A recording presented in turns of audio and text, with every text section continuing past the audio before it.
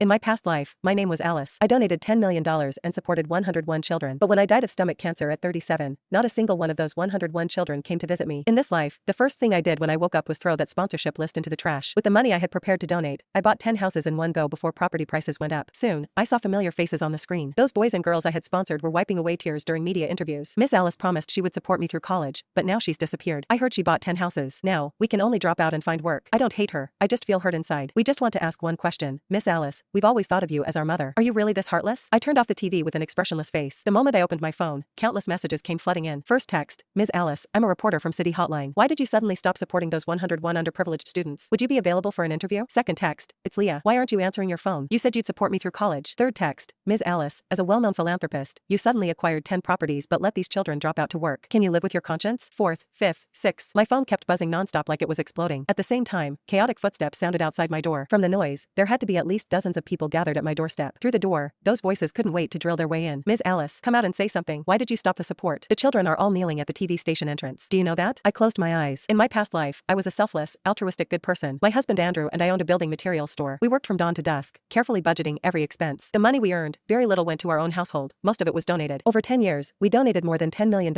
and supported 101 children in our region. Many of them we had sponsored since elementary school. I promised them they could study without worry, that I would support them through college. They wrote letters saying they would definitely repay us properly in the future. We kept every single letter, taking them out to read when we couldn't sleep at night. Every time we read them, we'd be moved to tears. Andrew and I had no children. We didn't expect the kids to repay us. We just hoped they wouldn't let poverty limit their futures. Later, Andrew died. During a delivery, his truck overturned. He left behind one sentence, make sure to take good care of the children, and was gone. I cried my heart out, and before I could recover, I was diagnosed with late-stage stomach cancer. During that year plus in the hospital, I lay in my bed waiting for those children to come visit me. Not a single one came. I thought they were busy, that their studies were demanding, that travel expenses were high. I didn't blame them. Later, when my medical funds ran out, I had no choice but to stop the support payments. That's when the phone started ringing. Alice, why hasn't this month's living allowance arrived yet? Alice, you said you'd support me through college. I'm only a freshman in high school and you're stopping? Aren't you screwing me over? Ms. Alice, I'm John's parent. You made a promise back then. Now you just stop without warning? What about our child? The last call came from a girl named Martha. When I was initially selecting children to sponsor, she had knelt before me, tears streaming down her face, calling me mom. On the phone, she said, Alice, how long will your treatment take? When you're better, hurry up and get back to work. So many of us kids are waiting for you. I hung up and burned all the letters I'd kept under my pillow. Later, a reporter exposed my situation and went to interview those children. Reporter, Alice is very sick. Won't you go see her? One child said, she promised to support me through college. Now she's lying in a hospital with no money left. What could I do if I went? Another child said, she's so rich, it's just treating an illness. Besides, our tuition is nothing, right? Martha smiled innocently at the camera. Everyone does things with ulterior motives. What she's after, I won't say it, but you can probably guess, right? I turned off the TV. With my remaining money insufficient for treatment, I was discharged and went home to lie in the bed Andrew had slept in, enduring one day after another. The night I died was New Year's Eve. Outside my window,